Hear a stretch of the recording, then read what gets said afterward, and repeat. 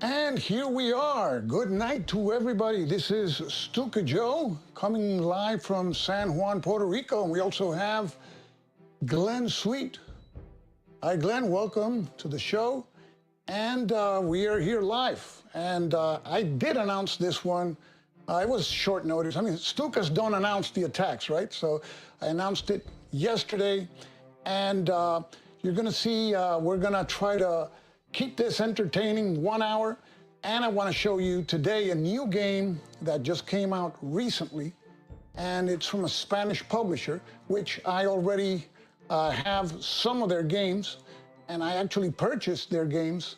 And we're going to take a look at this particular game today. And that is Equatorial Clash. And this is a game published by Snafu. Snafu is a store in Sabadell, Spain. And they sell games and they also publish their own games. And we have also Viper Dave. How you doing? We also have Eric from Eric's Game Table. Eric's Table. And we also have Nasi. So welcome everybody, welcome.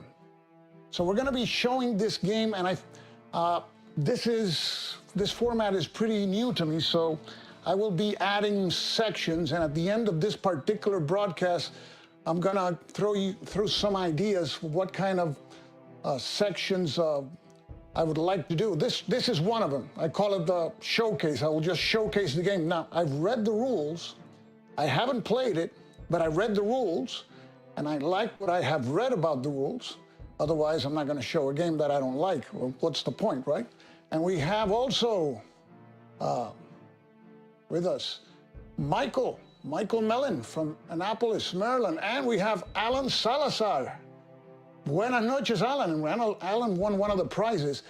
And we are going to give out today a copy of Equatorial Clash. So let me set up over here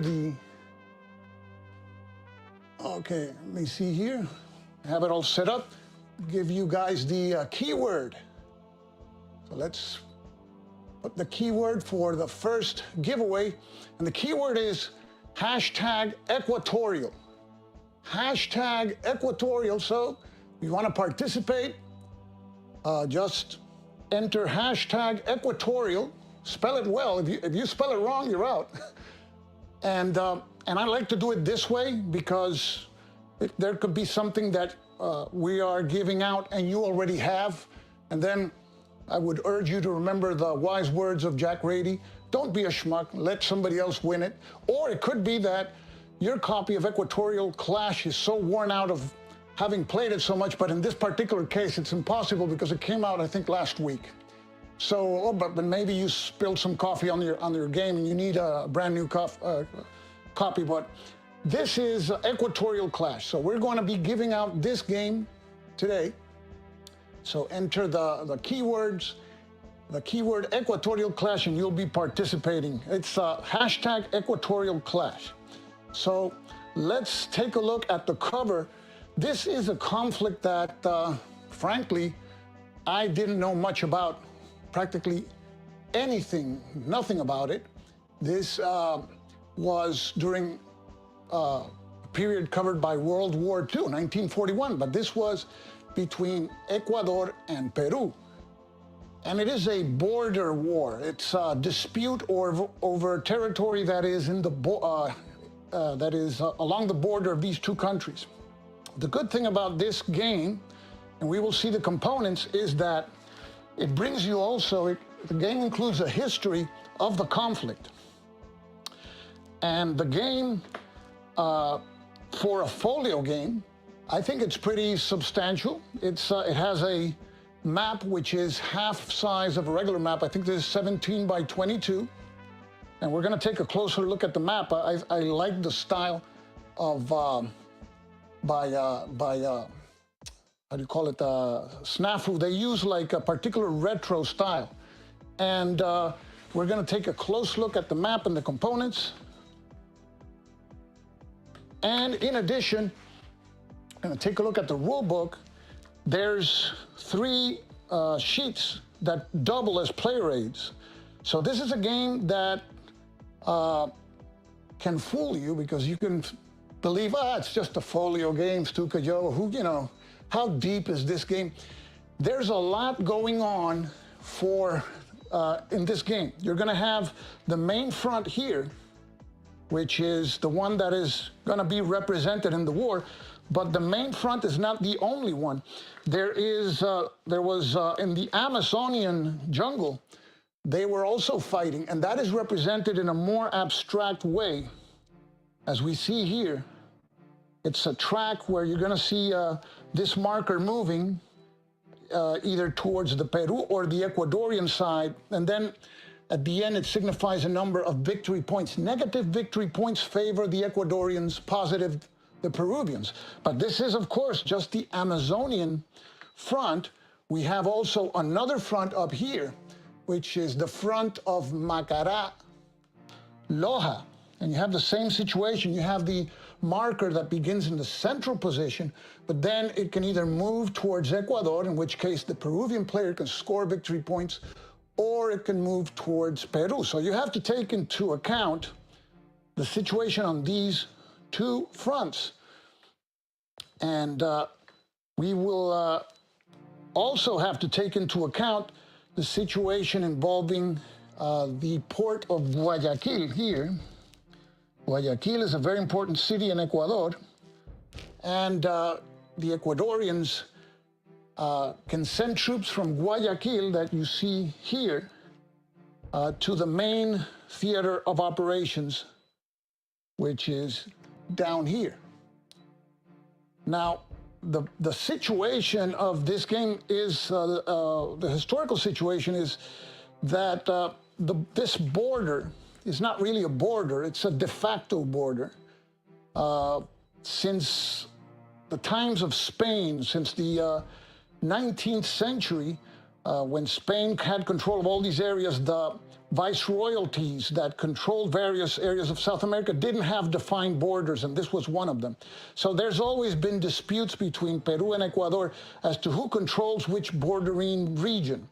And Peru just, at this time, had sought an opportunity to take advantage of the situation and tried to take some land from Ecuador. Now, Peru had an axe to grind. Peru had lost a war with Chile in the late 19th century, the War of the Pacific, and they had built up their army, what is called the Agrupamiento del Norte. The Peruvian forces are well mobilized, and you can see them here. The Peruvian forces have some aircraft and naval units. See if I can zoom in here, in their assets. So they start very well supplied in terms of air assets, naval assets. The Ecuadorians are completely unprepared. They're on the defensive. And the situation with the Ecuadorian president is also reflected in the game. The Ecuadorian president, Del Rio, did not get along with his generals, and he wanted to push for war, then the generals didn't. So you see that much of the Ecuadorian army starts the game what is called blocked, and that's another name for frozen. Here you have the blocked units of the Ecuadorian army. These are frozen units, that do not participate in the war unless here in the Arroyo del Rio track, the Ecuadorian gets to move this marker down here to these boxes. And you're going to see that when the marker moves to box 5, then there's that CW, that's an air unit. Box 6, you can release 2 units and so forth.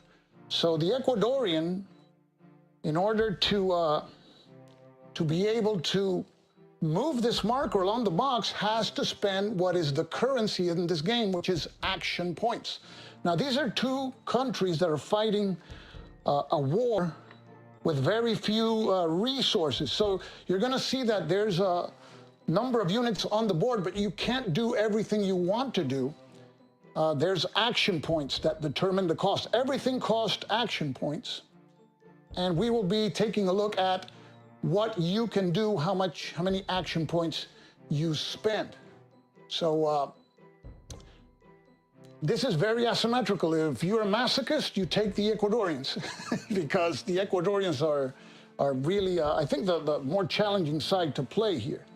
Now let's take a look at the phases in the game. So the sequence of play can tell you a lot about the game. Here we see the sequence of play.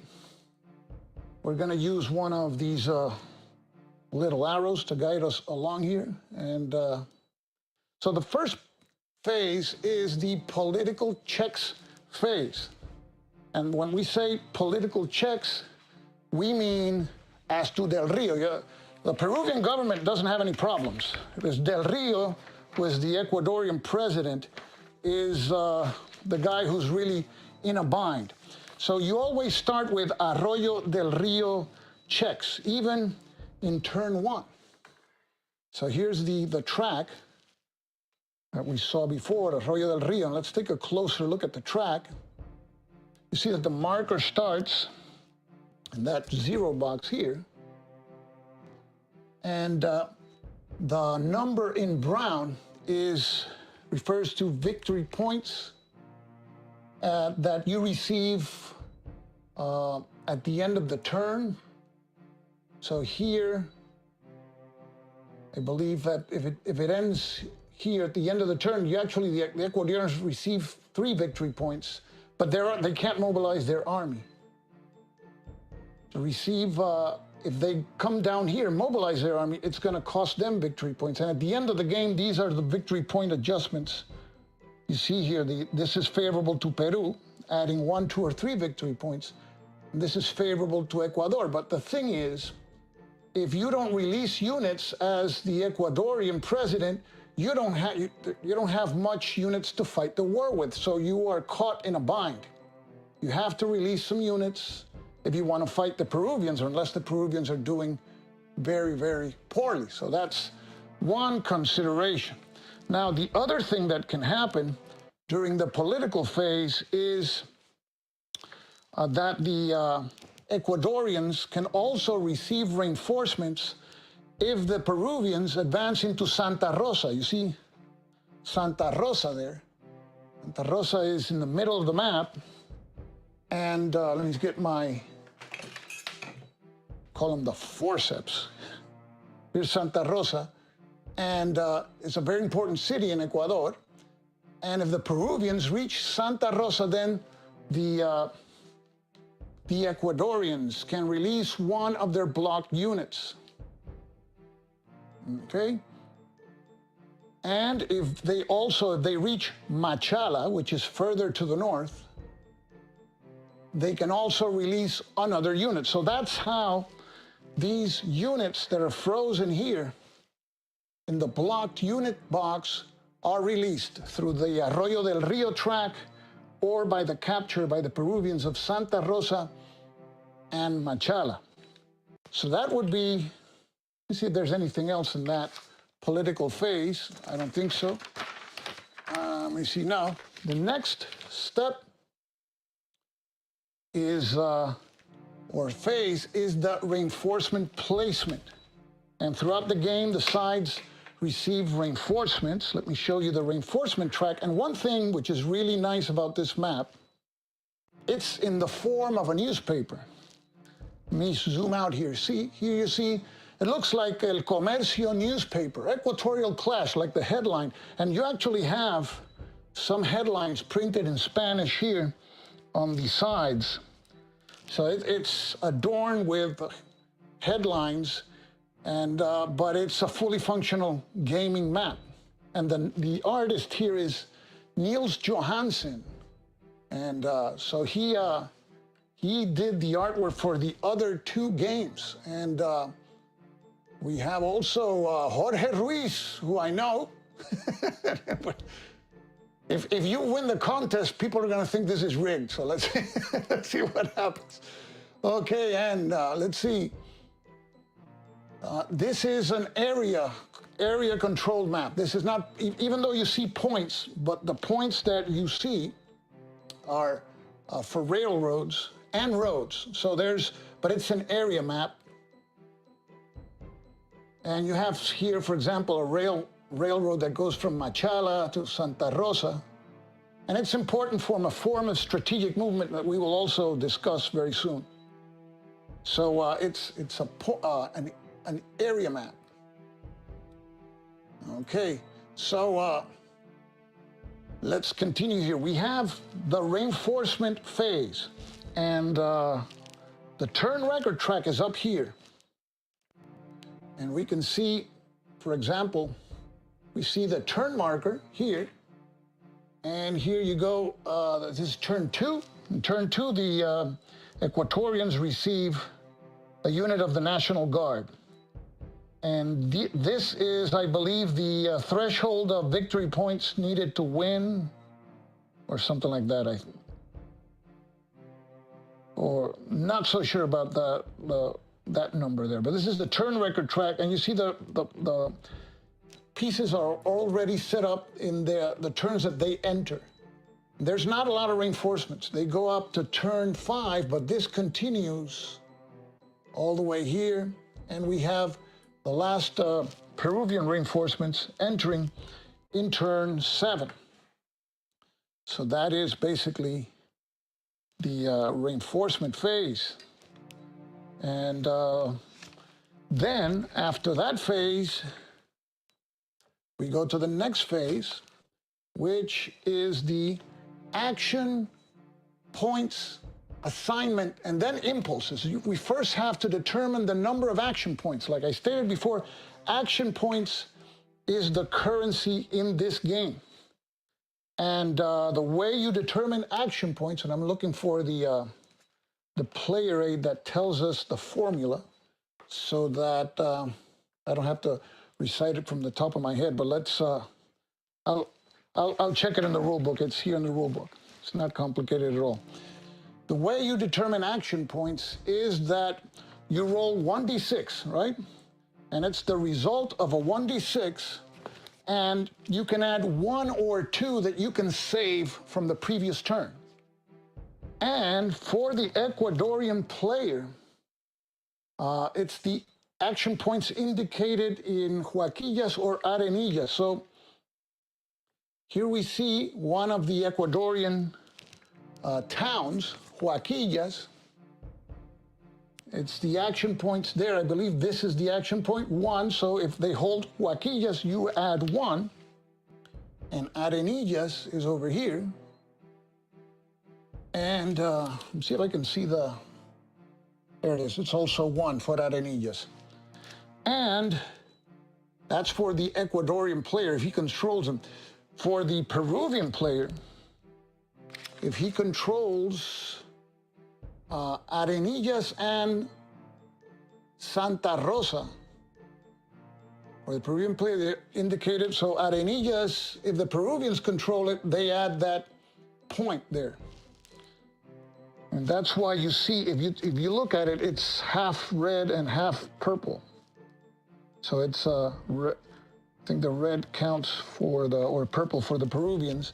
And Santa Rosa, here we see Santa Rosa also. For the Peruvians, it costs the So the violet means for the Peruvians, it gives them an action point also. So that's, of course, an incentive for the Peruvians to strike north, right, and to gain more action points.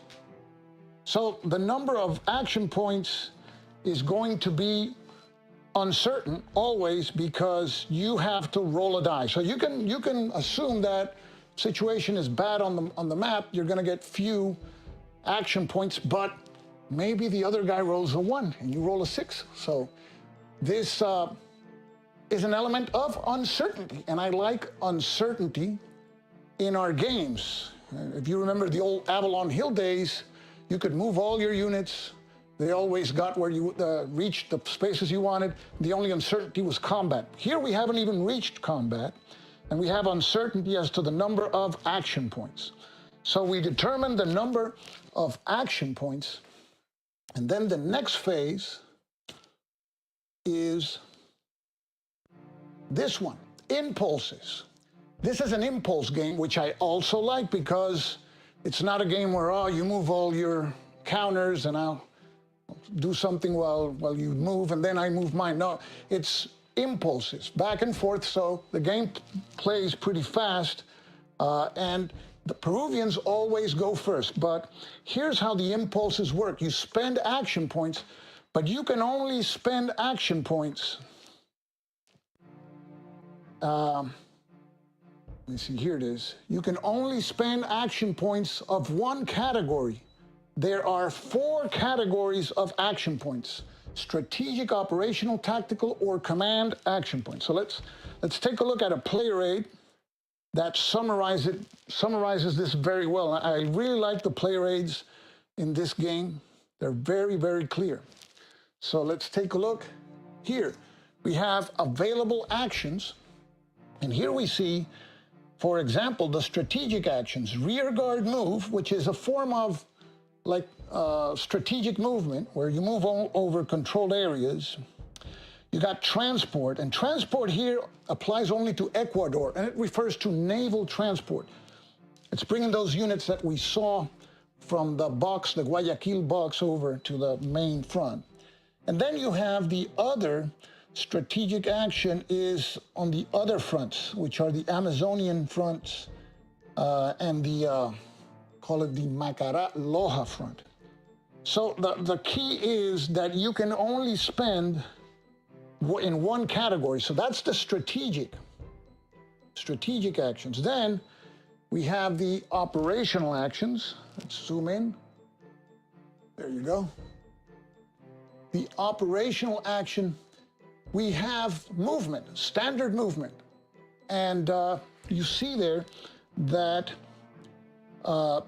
movement is each unit, each space will cost 1 action point, but if a non-cavalry unit enters a mountain or swamp area, that's an additional point. If it leaves an area where there is an undisrupted enemy unit, that's an additional point. And I'm sorry, oh no, correction, 1 non-cavalry unit to an adjacent area is going to cost you 2 action points. And then you add what it states here to the number of action points if these circumstances apply. There's some units that are companies, so it costs them 1 less action points. Many of the units are battalions, but there are some companies. So we have here movement. We also have works. Works means like fortification, emplacements and that kind of thing. You can, no, works in this game, strike that, means the construction of a road. And it's just 1 road marker, so you can only construct a road, and it's the Peruvian player is the only one who can construct a road to connect across the border between 2 areas. And the road, of course, gives units enhanced movement capabilities. So here is the road works when it's in progress, when it's being constructed, and then you flip it to the constructed side. So, and it's only 1 road that you can construct, so I guess you better choose wisely which 2 areas, border areas, you want to connect. Then we have Naval Patrol here. There's 3 naval units in the game, and the gunboat, it's the name of the gunboat, the Calderon, and that's an Ecuadorian gunboat. And then you have the destroyer Almirante Villar and Coronel Bolognesi, which is a cruiser, which the Peruvians have. And here the Calderon starts already here in this display here in Guayaquil, in the Golfo de Guayaquil. So units can be transported to Puerto Bolivar here. And the way that moves is, it's not automatic. The Peruvian units, if they're in the Golfo of the Guayaquil, they can also try to prevent those transports. So you have to roll for them. And you see the map here. These units would move across the Golfo de Guayaquil to get to Puerto Bolivar. And here's Puerto Bolivar on the main map. So you see a nice use of a off-map box to give you the naval aspect of the war, which occurred mainly here in the Golfo de Guayaquil. So you have a naval game going on, and at the beginning of the game, the Peruvians have their assets, air assets and naval assets here in the Peruvian asset box. So they have to bring him on to the map. So that's something, of course, it's going to cost also, I believe, action points. I have to check that one up, but they start off the map. So those are the operational action point expenditures. And then we go to the tactical expenditures here. To fight, you also have to pay action points. And you see here, for example, it has an X. It's the number of battalions or fractions thereof. So if you have 3 battalions, it's 3 action points. If you have 3 battalions and 1 company, you round up.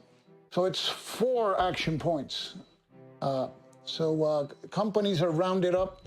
2 companies are the equivalent of a battalion in this game. And then here you can commit air units from the asset box. And when we take a look at these air units, it's kind of interesting too, because they're not air unit types that I'm familiar with. I know these are like interwar. Let's take a closer look here. You see here these markers, or these air markers. This is a CA-310. I think this is an Italian bomber or something. The number of dice it rolls is indicated by this white bar on top. And here you have another, this is like a biplane fighter. And here's an A-14, and I can't recall what the A-14 stands for, but these are like interwar aircraft, even though we're talking about 1941. Remember, in Europe, you had World War II, you had Focke-Wulfs, you had Messerschmitt 109s, but here, these countries in South America, they had air forces with aircraft that were not as current, obviously, than the ones over there. Okay, we have a question here. Is this game available in the United States? No, it's not, but I purchased it from Spain. I'm in Puerto Rico. It uses the U.S. postal system. And I'm going to talk at the end how can you get the game. Shipping, if you buy 2 of their games, it costs the same as just shipping 1. Okay, well, and this is a 2-player game, and I think you can play it solo. I don't see a lot of hidden elements in the game. So, thank you, Harold. Okay, so we see here how the air assets are added in combat. And for each air asset committed, you also have to spend action points. Okay, so let's get back to the track here, to the summary. And we have also airborne combat. In this war, there was an airborne drop. The Peruvians have an airborne unit. And let's see if I can find it here in the initial disposition. I think they're in the reinforcements. Let me see. See if I can find these guys. Just a second. Wonder where they are. As I set up the game, and they have parachutes, paratroops. Be nice if I could find them. Okay, sure. Okay. And here they are. Okay. They're the reinforcements that the Peruvians receive here in turn 2. So it's a paratroop company. And let's take a look at what the numbers mean. Oh, you recognize the NATO symbol. It's airborne there, and you see the little dash on top, company. T2 means that it enters in turn 2. The number 1 on the top, it's the first company, airborne company. Then you have a 2, and you have 2 horizontal lines. So the 2 is the combat strength. And the 2 horizontal lines is a rating that reminded me of John Butterfield games, and I'll show you. It's called the resistance. And I'm going to show you how that works, because it's kind of cool. It reminds me of John Butterfield games. The units receive hits. When you resolve combat, let's go to the combat resolution table here. That is pretty standard. You total the combat strength of one side, right? Let's say that they have here 4 combat factors. You roll a die, apply any modifiers, and then the modifiers are the usual. For air support, +1. Mountains, if you control, if you don't control the mountain, it's -1. If it's in your territory and you control it, it's a +1. Swamp, town, city, you apply whichever these applies. There's also, some units are like kind of elite. If a unit has 2 stars and it's attacking or defending, it's a +1. If a 1-star unit is defending, it is a +1. And an airborne unit in airborne combat adds 1. Now, after you apply all modifiers, let's say that the roll here is a 2, then the other side has to absorb losses. And losses are absorbed sequentially. So the other side designates a unit that's going to absorb losses. And let's say, for the purpose of example, that the Peruvians have to absorb 2 losses, and they designate this unit in the hex to absorb losses. This has a rating of 3 here on the, what's the name that I said? It's not tenacity. It uses a word here. I want to be correct. It's, okay.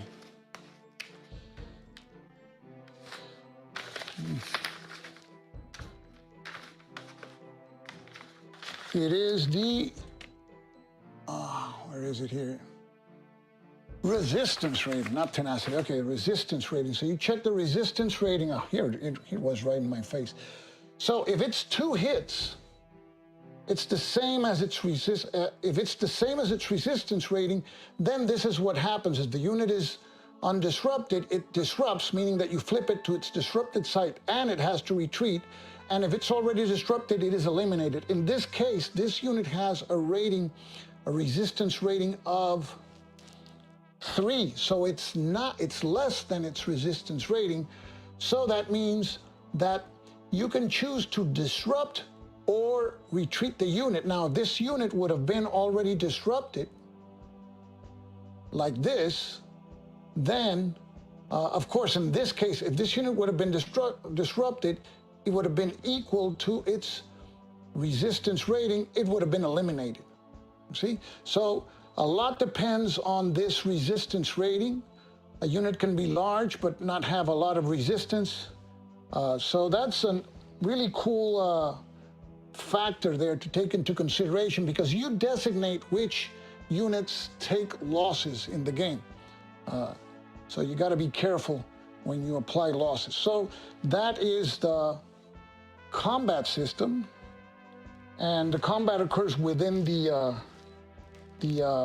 area that is attacked. Okay, so here we go to the next one. Then after you finish all the impulses, and the impulse phase finishes when you have expended all your action points. Oh, and by the way, you keep track of action points here in this track, which is also part of the same player right here that you have the block unit, see? You have action points. When you calculate the action points, you place the marker, and from there you start deducting action points, and the same with the Ecuadorians. I don't know what happens when it gets to 2. I was trying to figure out what does a 2 mean? Probably something that I missed, but that's how you keep track of the action points. And this doubles as the victory point track also. So after the impulses, then we go to the other front's resolution. And let me go there. Okay, other fronts. There's 2 other fronts in the game. You have, for example, the Amazonian front. And at the beginning of the game, there's no units there. You can send units via that strategic movement called rear guard move. I think, yes, you can send units to these fronts. Now, to the Amazonian outpost, it can only be, I think, infantry and engineers. The other front, it can be infantry, engineers, and cavalry. No cavalry in the Amazonian outposts. So there is a procedure by which you here resolve the situation in each front.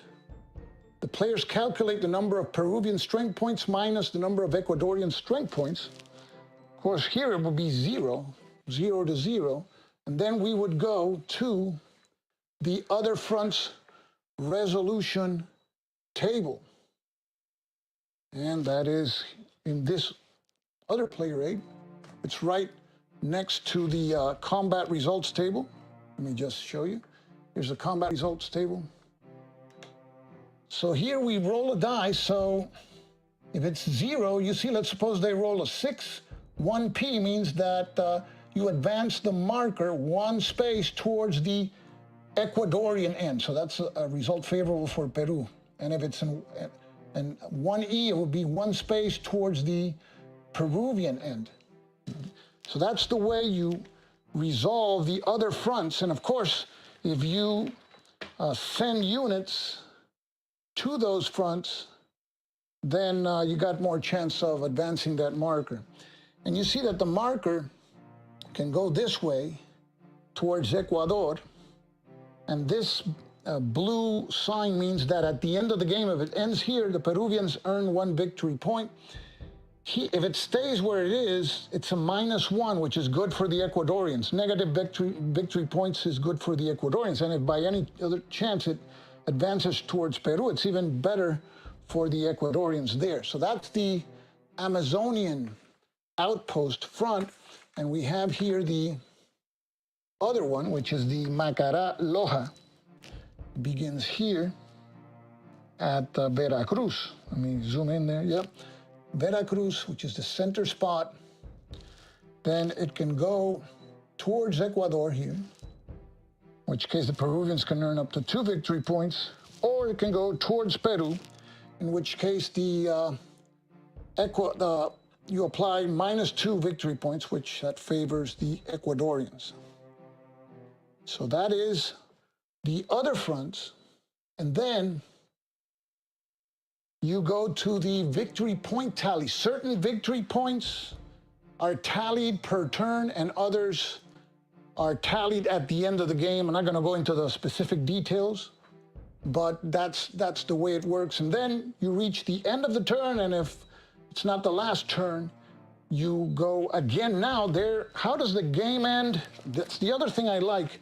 You don't have control when the game ends either, because there can be a ceasefire that can occur from turn 10 onwards. That can be turn 10 or 11, and if it doesn't occur on turn 10 or 11, It then occurs, the game ends at the end of turn 12. That's the ceasefire. Let me get to the ceasefire, because that's all these elements that throw uncertainty. It's always makes the game interesting to play, even solitaire. So let me see if I can find the ceasefire rules here. Ceasefire check. So on turn 10, and let's go to the turn track. See the turn track here, and the marker, when it goes here, when it gets to turn 10, then the players check the position of the arroyo marker, right? So let's say that the arroyo marker is in this position here. This is the arroyo marker. Then either player rolls a die, and if the result is higher than the current position of the arroyo marker, a ceasefire is agreed. If it's higher, so it's in box 3. So you have to roll, let's do a 3, well, actually a 6.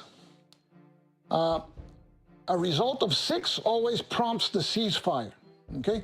But if we would have rolled, for example, a 2, there would not have been a ceasefire, and it has to be higher, the result. So it has to be here 4 or higher. And if there is a ceasefire, then you go into the procedure of counting the turn end and game end victory points. So it's also, I think, a nice mechanic to avoid these gaming situations that people do crazy stuff in the last turn. Have you played those games? Oh, it's the last turn. Okay, now let's attack at 1 to 4 odds all across the front to see what happens. Yeah, it's stuff like that. So that's the sequence of play. And that, in a nutshell, I'm sure I left stuff out, is basically what happens in this game. You see, it is a beautiful map.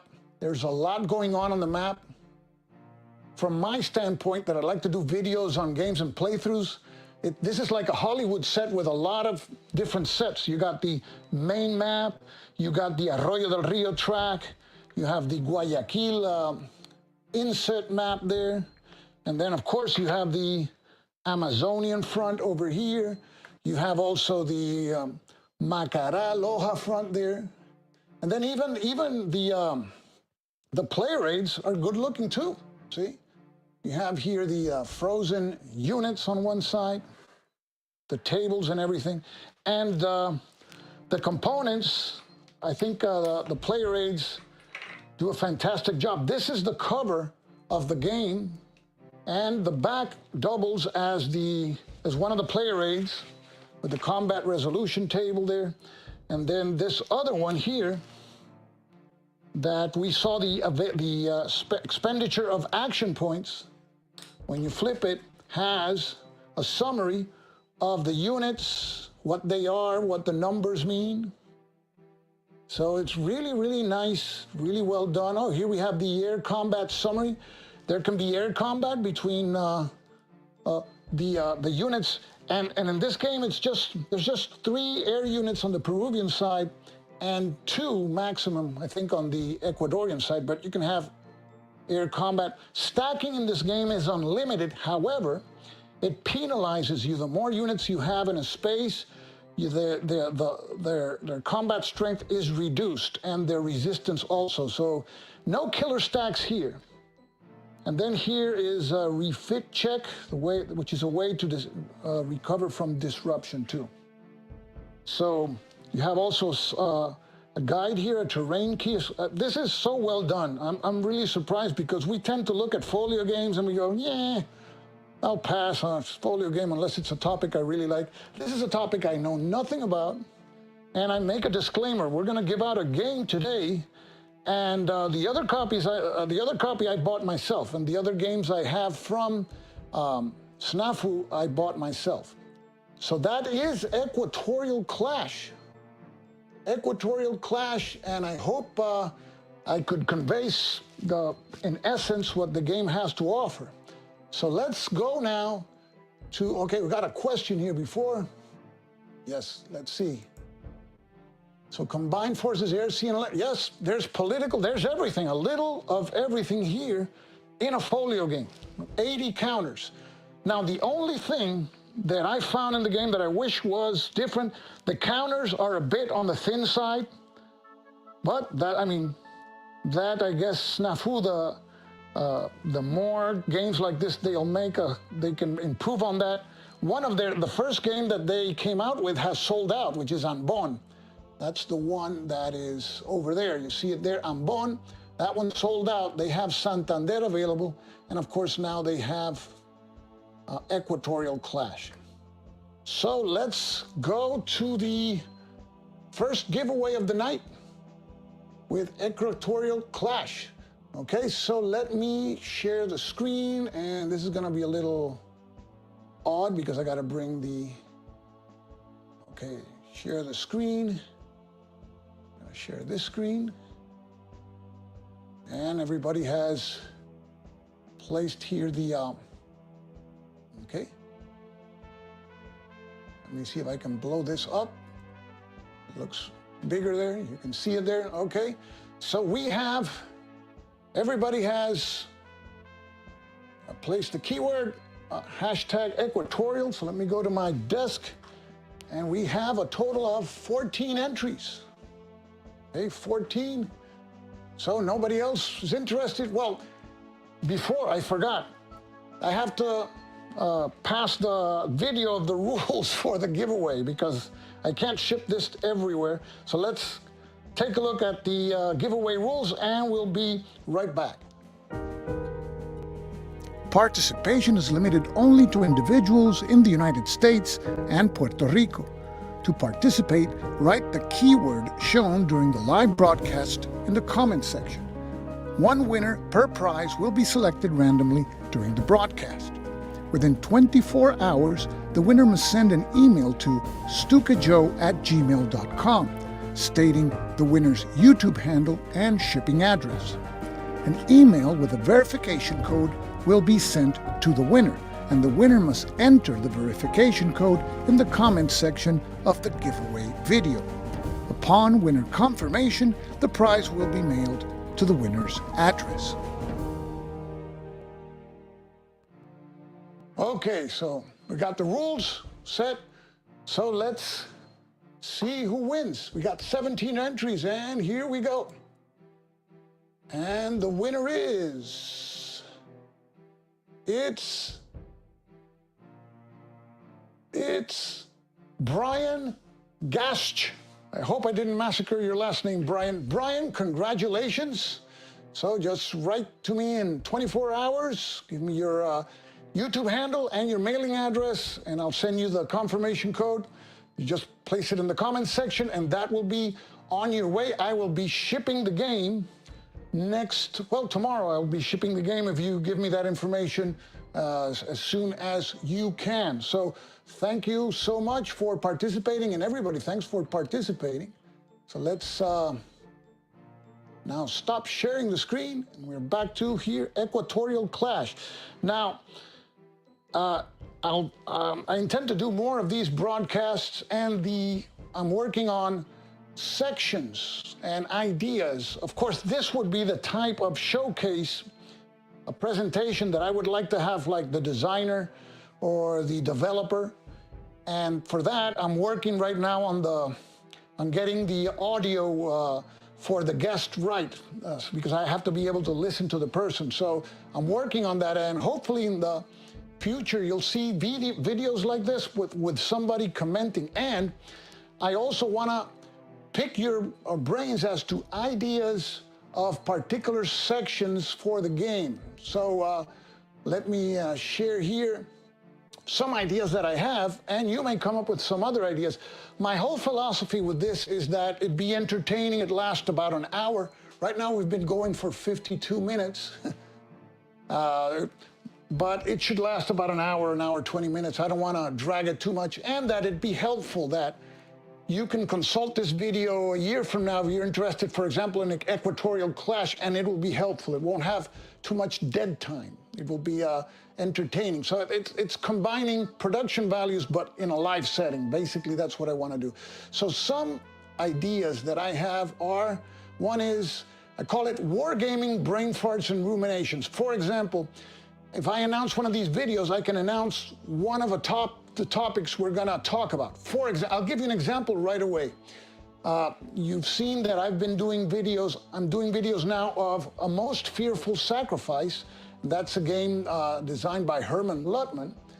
And that game has a particular set of cohesion rules. See? So I'm gonna be filming the comprehensive example of play found here. And one of the things that you're gonna see is the way this game handles cohesion. Cohesion, you see? And when you see this, I'm gonna take the glare. This is a typical scene in the battle. You know what's going on because there's not a sea of markers concealing the units. And that's something that I find that in tactical games, especially, we see a lot of. We see a lot of game markers on top of units, and then you have to sift through them to see what's going on. And there's one particular series which I love, but suffers from that problem. That's the Great Battles of History series. And in that series, there's a cohesion marker for each, unless the unit hasn't taken a cohesion hit. If it has, you have to assign it a cohesion marker. If you place it on top of the unit, you can't see the unit. And if you place it beneath the unit, you can't see the marker. Now, the way Herman Luttman has solved the cohesion problem is that it just uses one marker. When a unit is shaken, you place the marker beneath the unit. It's bright yellow, you can see it. And then the unit has a cohesion value, which is visible. You just deduct the value of the marker. If it's yellow, it's -1. And if there's no unit support, you deduct another -1. And you know exactly what the cohesion is without lifting anything. I think it's genius. So that's one aspect that we could be talking about, and I would announce the topic so that if you have anything to contribute as to that, we could. So that's one of the topics. The other topic for a game section is a blast from the past. If you take a look at the games that I have, I got a lot of old games, and I don't like to throw away my old games because, I mean, they're like the path of how we got here. And sometimes I like to play old games. And of course, many are dated, but it's sometimes good to see how wargaming has developed from those Avalon Hill games that had the same identical combat results tables to the ones we have now. So I could do something, a piece on a particular game, very old game. I wouldn't announce it. It would be more like a surprise. So that would be another idea for a section here. And the other idea would be something that a lot of people like to do, unboxings, but a live unboxing with a guest. And the guest doesn't have to be a designer. The guest could be one of you guys. Just unbox a game live, and that has some value because you're seeing the reaction of the person while you're seeing the components for the first time. So that's the value of that. So that could be done live. That's another idea I have, but for that I have to get working in order the thing about the microphone and the audio here. So that I'm still working at that. And the other one is there's some software that can be integrated here to the program I'm using, and I could poll you guys. So that would be something also that I would be looking forward to. But if you have any ideas as to specific topics, feel free to write to me at stukajoe@gmail.com. Let me see.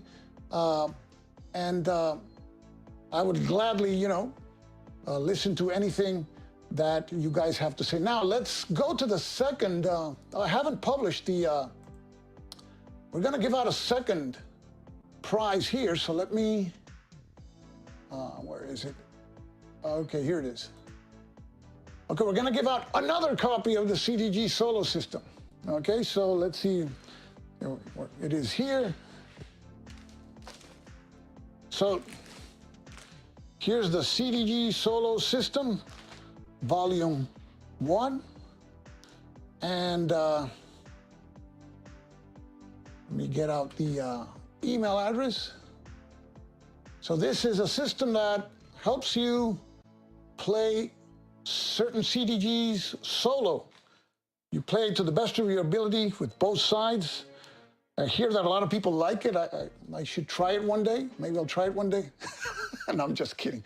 But this is, if you have CDGs and you like them, this is a way of playing them in a way that the game will throw enough uncertainty to grab your attention, but not too much uncertainty that it's like you don't know what's going on. Like too much uncertainty, like some chit pool games, well, it's just too much. So this is the CDG solo system, and volume 2 is now in the P500, and there's about, I think, 700 people. So if you're interested in this, the keyword here is #CDG, #CDG, and you will be participating in the draw that I'll be doing very soon now for the CDG solo system.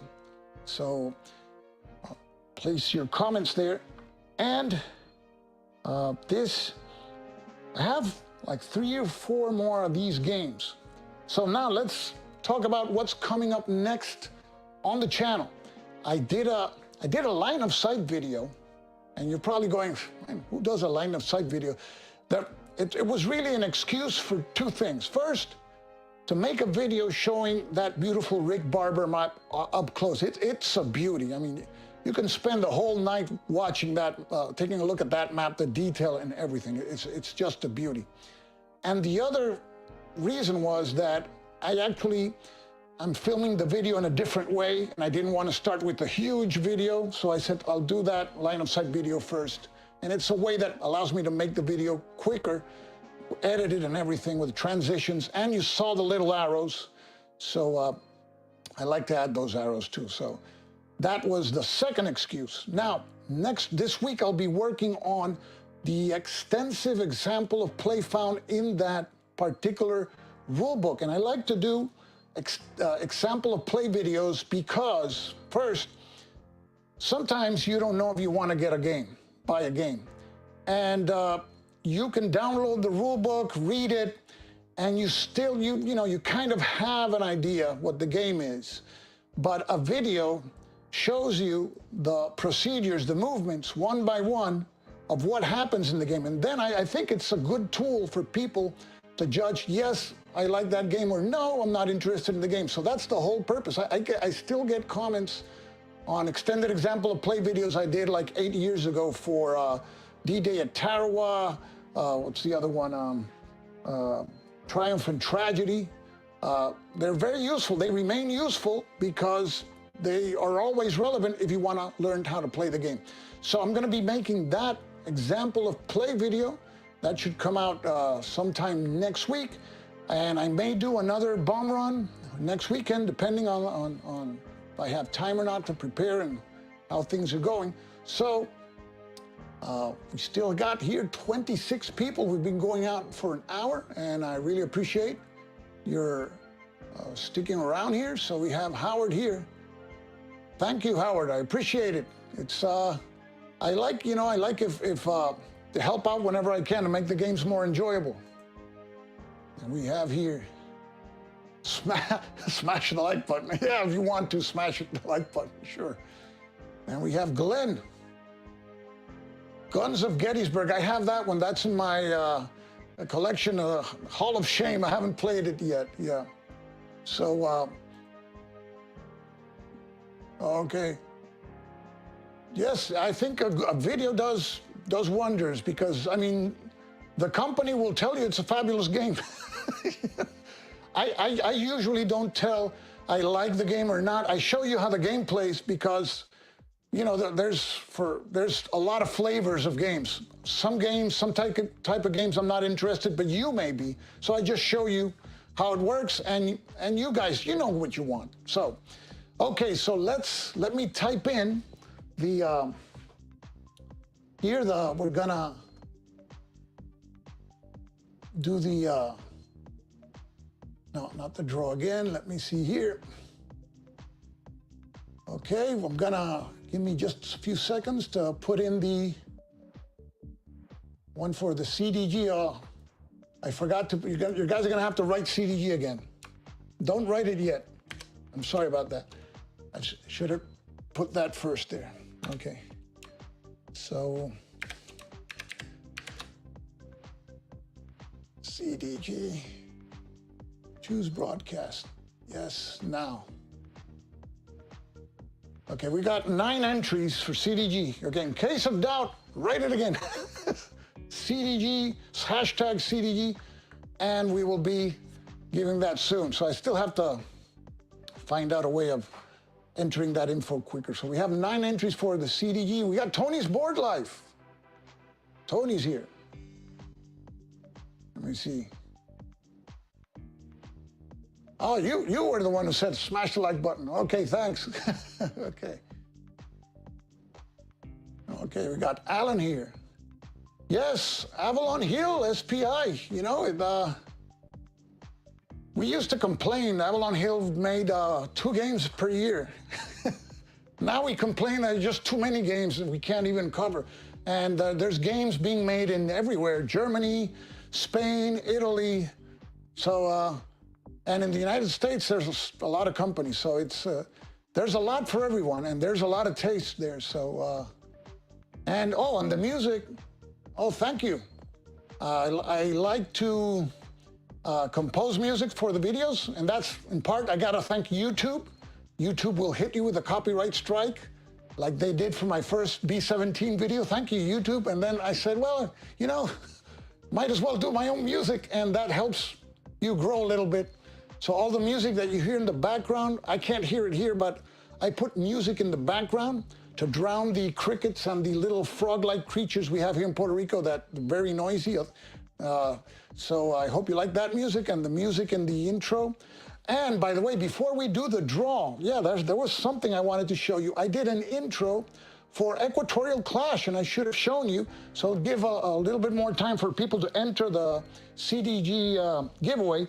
So let me show you, it's a 1-minute video, the intro for Equatorial Clash, and we'll be right back. Okay, so here we go.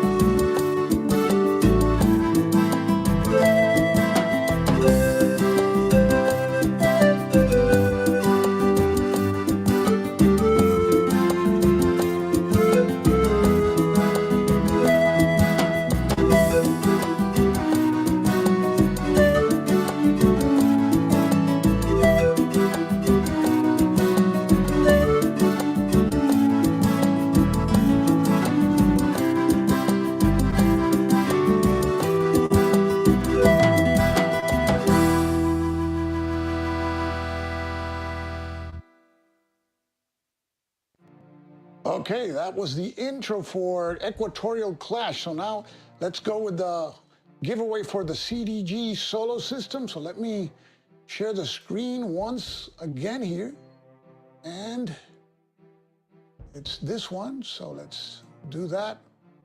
So we got a total of 10 entries. And here we go. And the winner is, let's see, the winner is E4 Airman. Congratulations. And E4 was, you were already tuned into the broadcast even before it started today. So congratulations, E4. Write to me at stukajoe@gmail.com. Send me your handle and your mailing address. I'll send you the confirmation code, put it in the comment section of this video, and the game is on your way. So congratulations. Another copy of the CDG solo method. So that's going to be all for tonight, folks. And I appreciate you guys showing up again. And this is, you know, practice makes perfect. It's live, so a lot can go wrong. And with practice, you know, it gets smoother, and there's ways to get it smoother. I want to add some more sections, make it interesting, and always love you guys participating. You've supported me throughout these years, so I really appreciate that. So thanks to all of you. It's been wonderful to do this Sunday night bomb run. And with that, I leave you. So take care, everybody. This is Stuka Joe signing off for now. Thanks for watching. And it doesn't work. Here we go. Okay. Let me end up with a flyover. Okay, let me do this manually. Okay, got it. Here we go.